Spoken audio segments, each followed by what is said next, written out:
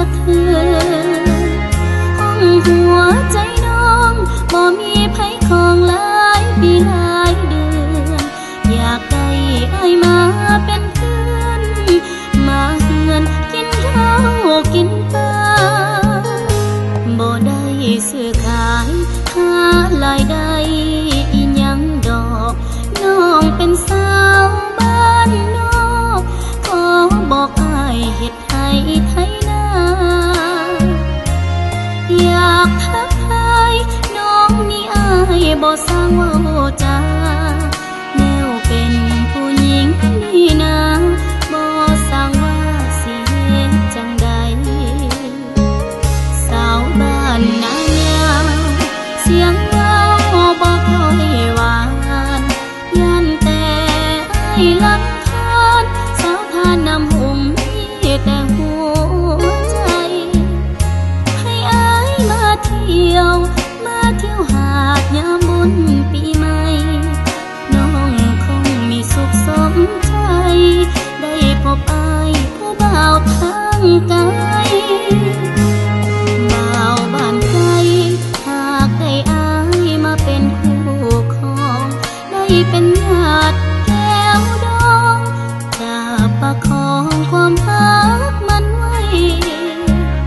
ตราบสู่ฟ้าดินอยู่จนสิ้นโลกาสลายยุ่งยากเพียงใดมีอ้ายเคียงกายน้องก็ภูมิใจ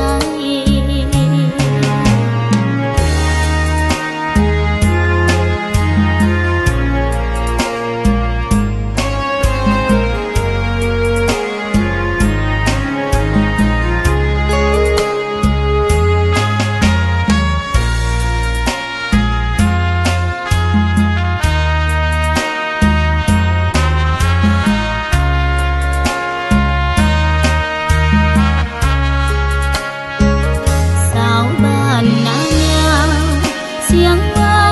บ่ค่อยหวานยันแต่